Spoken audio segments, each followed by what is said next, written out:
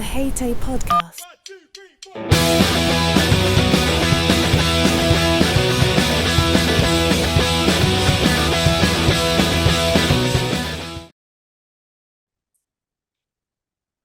Hello and welcome back to the H.A.T.A.E podcast with me, Benjamin Madel. Today, we've got a guest, Lisa Ellis.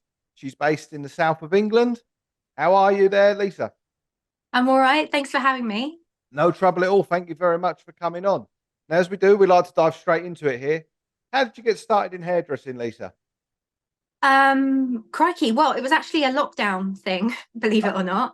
I was a dispenser in a pharmacy for 8 years and then stopped working to have kids and then just thought, well, I need to go back to work and I want something to do that I can work for myself with. And so I found someone that trained people privately here in Horsham and just signed up and went for it, really, all guns blazing. Fantastic. So really new. Absolutely. No, you've done really well with it in that such a short space of time. Yeah. Yeah, that's brilliant. Was it something you'd always thought about doing prior to becoming, a Yeah. pharmacist? Yeah, definitely. It's one of those things I never thought I could do though as a career. It was like a side thing, with friends and family. And I remember at my prom doing all of my friends' hair up and then being so knackered at the end of it, I didn't go myself. Oh, But they all looked amazing. everyone looked good and you needed to sleep. But yeah, Yeah. that's interesting. Why was it you felt that you couldn't make it as a career in hairdressing? Genuinely don't know. I genuinely don't know what that barrier was. I think I thought I wouldn't be able to or something. I think I had a lack of confidence. I think that's what it was. And even when I first started training in it privately, I had to take a gulp every morning. And I don't know what changed or when it changed specifically, but I started to think, oh yeah, do you know what? I'm all right. I'm holding my own here. So yeah, I think it was just a lack of confidence. It's quite nerve-wracking, isn't it? Like, especially when you're on your first clients or even thinking about taking on new clients, having them in your chair, because hair's really important. They've got to go away and wear that every day. No, So I think, absolutely. yeah, It's a very important thing, like to get right in terms of a person. You buy a pair yeah, of trousers or a shirt or something and you wear it and you feel, well, I'm not so sure of that. You can take it off. With your yeah, hair, it's a little bit difficult. You've got to grow it out. You've got to look at it every day. You've got to do all yeah, manner of things to change it. It's not just a case of yeah. just stopping. So you say you train privately. Was that a sort of a full-time course that you did, or was that part-time running it along other things? So it ended up being part-time so I could fit it around my kids. But it could be anything I wanted it to be. So the lady that did it, she was amazing. She has a training academy and they have training days in Okay. the salon, and then the rest of the days it's just a normal salon where you can book in. But if I wanted to, I could go in on those days and observe, and I could be there as much as I wanted. It was amazing. She even took us up to the Weather Studios to train up there and go to classes, which was amazing. So Oh, yeah, it fantastic. was an amazing opportunity. I didn't even know those things existed. I thought you always had to go through that normal college route where you've got a classroom of people, your mannequin at the back, and you've got no idea what's going on until she gets to you at the end, and you've been doing it the wrong the whole time. So it was No, amazing. I had like one-to-one training. It was just brilliant. Yeah. that's fantastic. It's one of those things. It's like you say, there's not enough sort of knowledge out there, or enough information, sorry, out there Yeah. for sort of showing how you can train and Yeah. whatnot else. How long was the course that you took? Again, it's as long as it takes, really. So I think the fastest people did it in was 6 months. Okay. I think I did it in about over the course of about 10, but I had about 2 months off because I had COVID and it hit pretty hard. So yeah, 10 months, 8 to 10 months roughly of training, which was amazing. And you're in the salon as well. So you're kind of doing, it's almost like you're paying to be an apprentice Yeah. in a way, the way it was set up. I suppose if then it fast Yeah. tracks you through, it's sort of for those that don't know, sort of a traditional Yeah. apprenticeship in the UK is somewhere around 2 to 3 years, depending on what you're doing. Yeah. Yeah. Mine was about 2 years, and that was doing day release at college, going one day a week, and then going Yeah. into the salon the rest of the week there. So with doing the course that way, did you get much exposure to salon work as well? Were you able to go in and work in the salon at the same time, or help out in the salon at least? Well, that's what it was. That was what the training was. So upstairs they had a room where you could sit the exams. And I've got, those big massive City and Guild textbooks, and you do all of that textbook stuff. But the rest of the time you're at first you're on mannequins, but the rest of it is literally just on models that come in on that Monday and Tuesday. And you're really thrown in at the deep end. I think you can say yes or no, but I always just said yes to everything because you've got another team member there and you've got the assessor there and everything helping you. So there's nothing that could go horribly wrong. One would hope anyway. No, no, absolutely. But yeah, no, definitely. So everything was very hands-on. It was all very yeah, I think you got to deal with that nerve-wracking client thing during what would be the college stage. And I think that's how I was able to really propel so quickly. I think it was a really good way of doing it. Looking back, I didn't realize what I had until I was finished with it and I got to hear the usual route that people have to go through. I mean, you pay a lot of money for it to be that way, but it was worth it. It was definitely worth it. I think for me, and at this time of life, it's not really the stage where you want to go back and do all of that because, you know, you've been a mum, you've pretty much been on your hands and knees scrubbing for years already.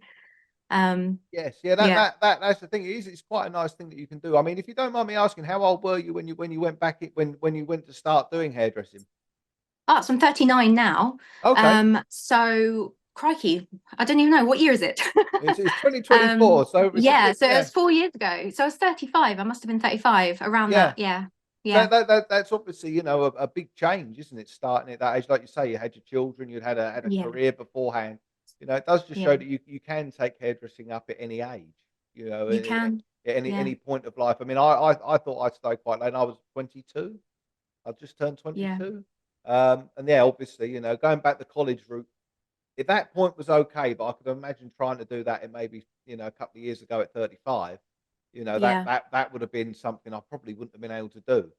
So doing it the Yeah. way that you do it just shows that you can go off and do that. And like you were saying earlier with the with doing clients and sort of being chucked in the deep end, it's sink or swim.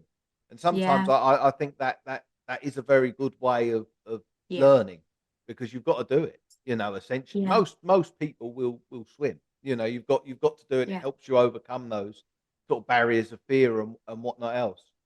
And when you Yeah. finished up doing your qualification, there, doing your course, did you go and work in a salon, or because I know at the moment you're working mobile, aren't you? So did you go and work in a Yeah. salon, or did you go straight to I didn't. working for yourself? I didn't. I jumped straight in the deep end doing mobile. I think I wanted to work in a salon for a bit because it's such a good idea to, really. I think that most people would say it's best to work in a salon for a bit first. However, it wasn't really an option for me with the children, and my boy's sick a lot, so it just wouldn't have worked out. I love this flexibility that I have now. Um, yeah, it was a really like, yeah, one of those decisions where I think, oh my gosh, I had to really, I'm on my own now. However, I did find online communities to be the way forward for me. So I was using the brand Weller at the studio I trained in, and they're amazing with their online community. And then later on, I joined Hair Socials, which is another community. I'm now part of their pro team, but initially just part of that community. And I think that really, really helped. And the education that you can get these days online, and I guess that's come from lockdown potentially, is just so vast. You've got loads of free stuff, you've got loads of things you can subscribe to. And so I felt like I had something to fall back on, really. Because I'm quite visual, I can look at tutorials and look at techniques and then sort of just replicate that. And you've got mannequins and things to practice on. But yeah, again, another jump straight in at the deep end with my mobile career. Yeah, and off you went. And sort of how long after the sort of the lockdown? So were you training during the lockdown, or were you did you start that after the lockdown? I think I signed up during that 2020 period, but then I started in the September of that year. Okay. When my daughter started school and I had a bit of time in the day.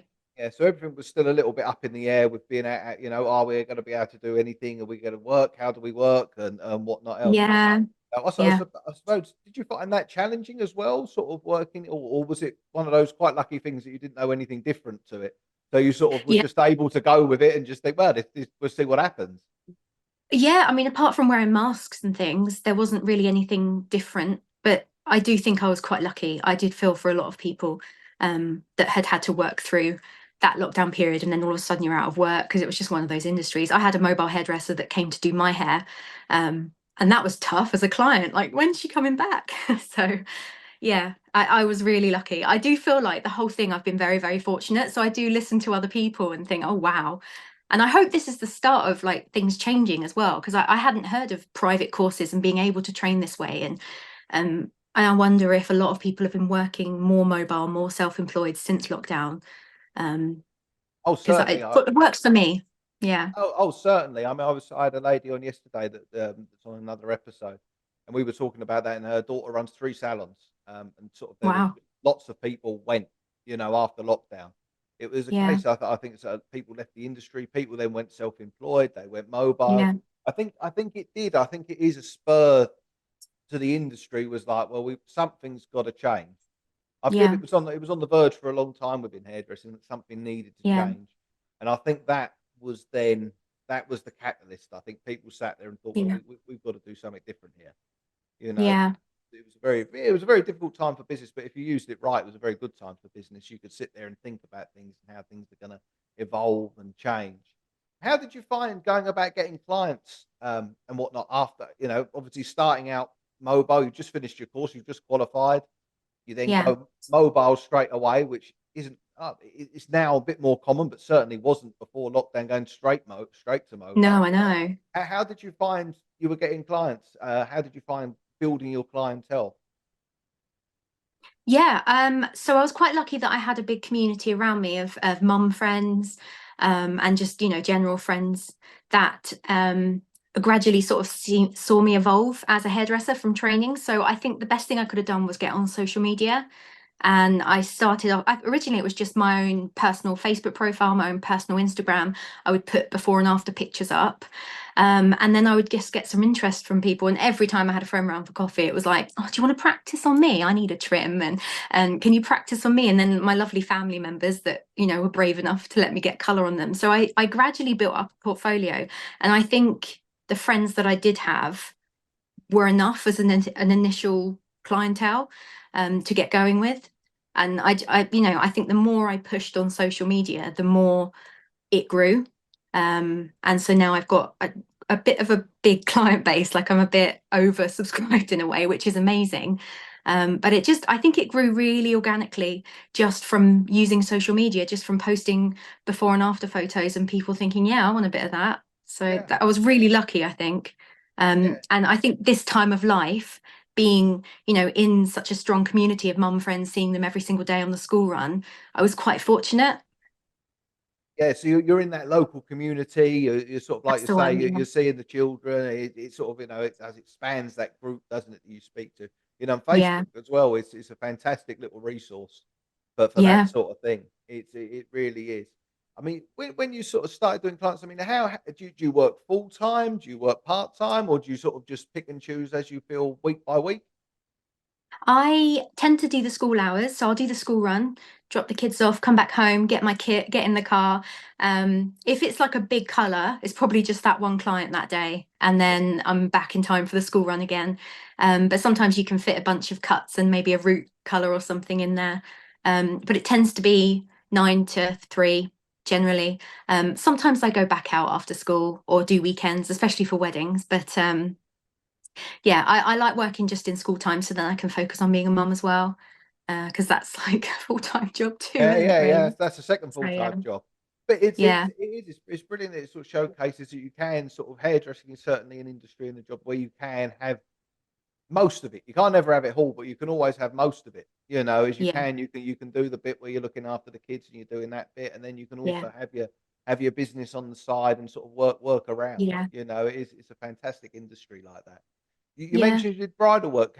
How did you get into that? Was that sort of leading on from where you were, sort of as a 16, 17-year-old doing prom hair, and it was always Oh, sort I've of always there, loved it. or Yeah. Hair up's been my favorite. I love doing that so much. And it wasn't until I obviously started hairdressing that you could learn some techniques and actually get a little bit better at it. Um, but yeah, I remember just doing a few hair ups for friends that would ask. And then I decided, oh, do you know what? I'd love to be a bridal hairstylist. I did someone's wedding and they were a friend, and I absolutely loved it. Like, you go to work for the day and that's someone else's best day of their life. Just the atmosphere is amazing, and I just decided I really wanted to go for that. So I bought a mannequin, did loads of practicing, put some videos and before and afters and even some tutorials up on Instagram. And then managed to pick up some more brides from that. So I feel like Instagram's been, and Facebook, an amazing tool for marketing and marketing yourself. I think you have to be good at marketing yourself. Oh, But yeah, certainly. it's been amazing. Yeah, definitely. I think that's probably been the one thing that's propelled my career, really. That and just throwing yourself in at the deep end and not being scared. Yeah. I mean, that's obviously, I think as well that that probably helps with being that little bit older when you go in. Certainly, I Yeah. found that when I say is that you realise that not that much can go wrong. You know, when you're Yeah. when you're 16, 17, it's like the whole world could end. But now it's Oh like, my gosh, everything's yeah, so high stakes, isn't it, at that age? Like, absolutely. Yeah. yeah, like my friend hates me. That's it. It's the end of the world. No, no, no, definitely. I mean, I don't know what it'd be like being 100 or something. You know, you really mustn't care, you Yeah. know, about very much at all. But it's a brilliant thing. Do you travel for weddings, or do you tend to stick within the sort of you're in the southeast, aren't you? You're in Horsham, the sort of halfway. Yeah, I've got the furthest I've got one is Portsmouth next month. Okay, But usually just like East Grinstead, West Sussex, East Sussex. Not too far because yeah, again, it's like if I'm gone all weekend, it's a bit tricky yeah, just for my kids because my husband works a lot. So yeah, one of us needs to prioritize the children. no, absolutely. So So, yeah. yeah, so it's one of those things that you're still able to work that around the life that you want. You know, Yeah. so that's another brilliant thing. Because I know sometimes with people who do bridal, I mean, they're here, there, everywhere. You know, they're off I in think you can though. I think you can. I think, sometimes I have that inner battle with myself where I think, oh, where could my career go? Like I'd love to be a traveling bridal stylist, or I'd love to do this, or I'd love to try that. And, you don't know if you'd succeed until you try it. But then there's always that part of me of like, there's those boundaries that I have at the moment where my kids are quite little and, I don't want to miss out on that. So it's a constant balance, isn't it, of like how much you want to push yourself because you do really have to hustle, especially when you run your own business, yeah. versus thinking, okay, do you know what? I need to set myself these hours that I'm working and these hours that I'm mum. And yeah, No, because it can be you very could do difficult. what you want. Sorry, carry on. No, no, no, it can. It can be very difficult. I mean, I haven't got any children, but it's like sort of certainly in previous points of my life, it's like trying to organise bits of life, but I'm still trying to work a lot and sort of achieve Yeah, business and work things, and then still trying to manage relationships. And it can be very, very difficult. And you add children to that mix, it can amplify it, 10 yeah, times. It's interesting. So you're saying earlier, you sort of as well, just before we came on, you're an ambassador for a product company. yeah. Can you tell us more about that? Yeah, so Gamma Plus are an amazing brand. They do tools. I think I first knew them as barber tool company with the clippers and all the barber tools and all their barber ambassadors. But then I knew the guy that runs it. He sponsors Hair Socials, which I'm part of now, and he approached me to be an ambassador for their brand as a hairdresser because they were trying to bring on some hairdresser ambassadors. So I had a look at the contract and I loved the tools that I already had. So I said yes, and I love it. It's amazing.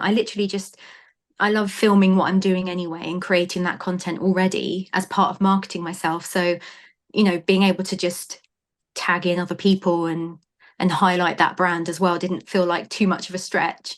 And yeah, it's a really good. I love partnering with them. They're a brilliant brand.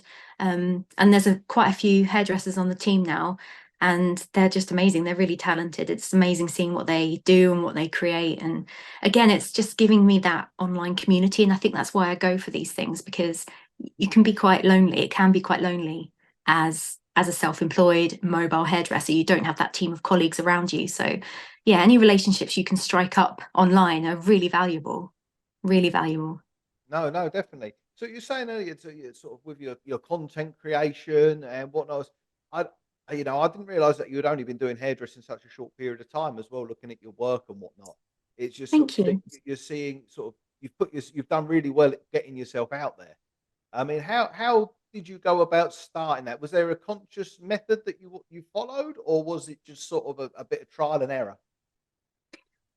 Well, before and after photos were pretty much it until I joined the admin team almost of Hair Socials, and there was some amazing members that came. So I don't know if do you know Simon Townley? No, no. I know of him, but That's I don't know him.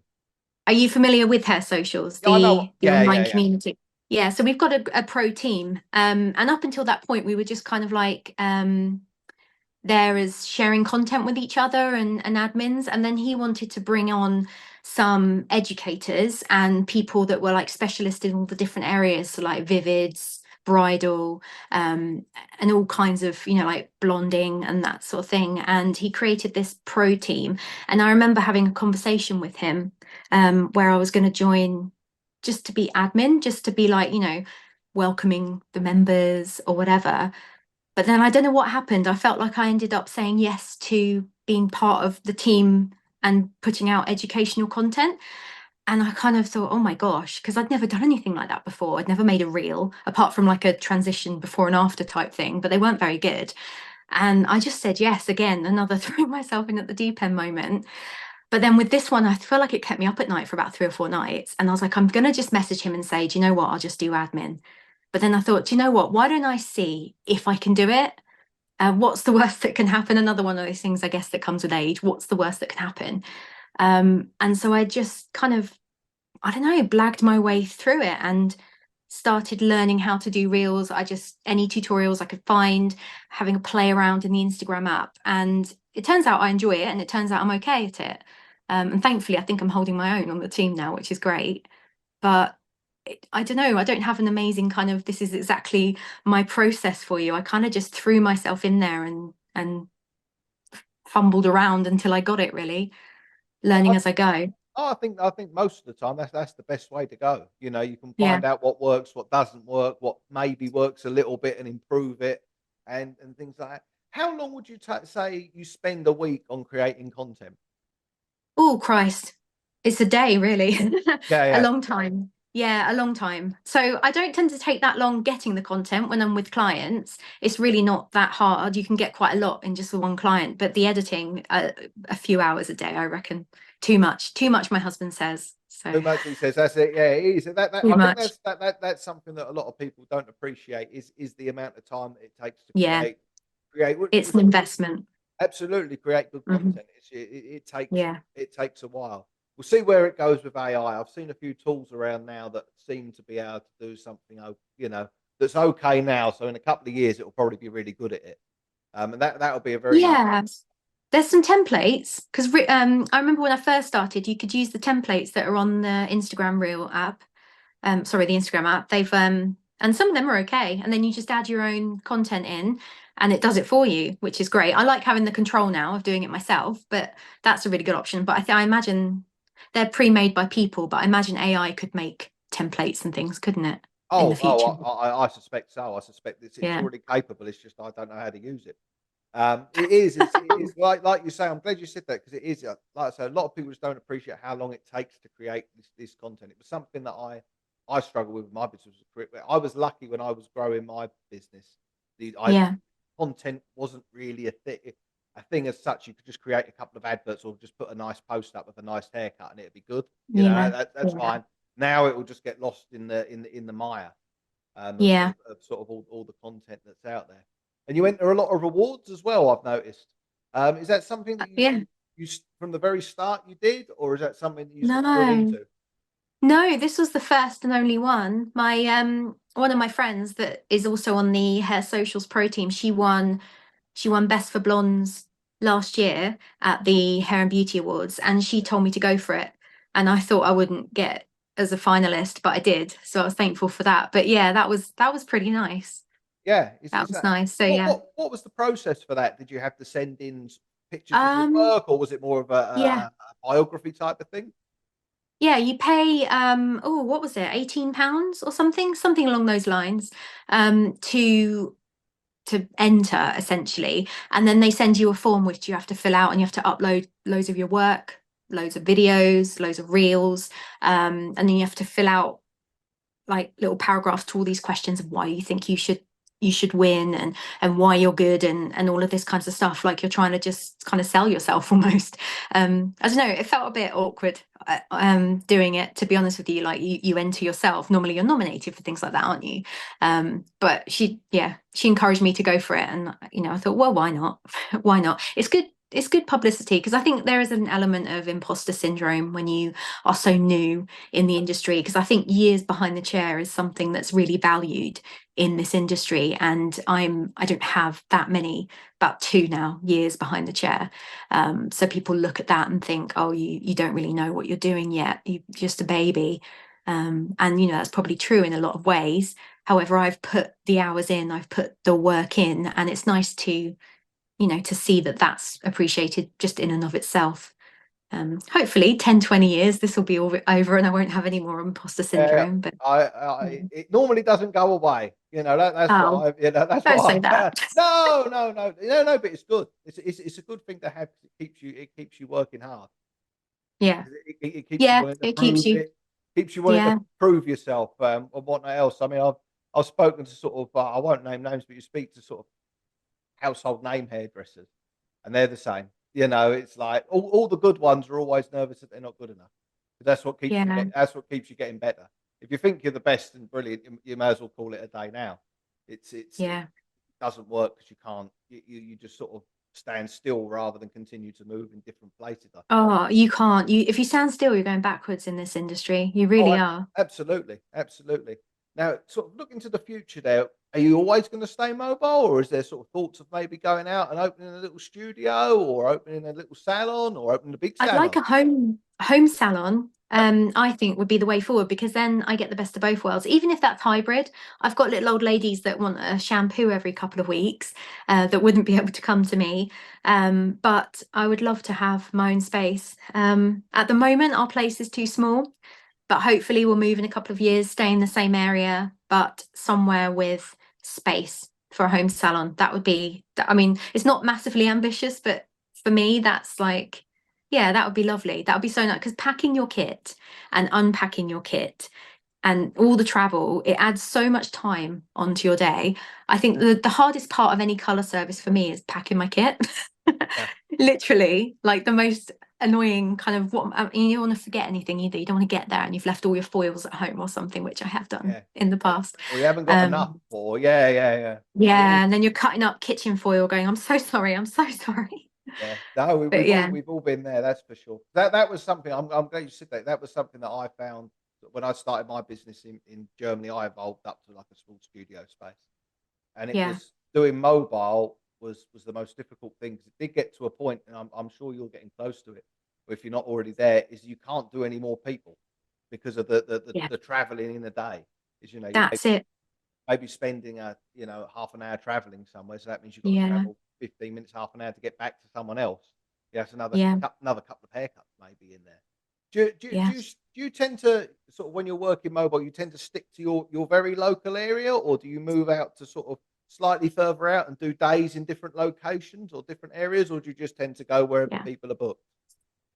I try and stay in about a 15, 20-minute drive radius in the area. And when I'm booking people, if I've got, so for example, I don't know if you know the area, Horsham, you've got like surrounding villages, I will try and put people in the little suburby areas together when I'm booking, if that makes sense. Sorry. Yeah, So say like I've got a couple of slim folders, I'll try and make those back to back. Otherwise I'm going, it's a waste of petrol, it's a waste of time. Yeah, I try and be efficient that way. I mean, obviously life happens and there's cancellations and people can't do certain dates, but if you can, um, that's the way forward. But yeah, not too far unless it's for family.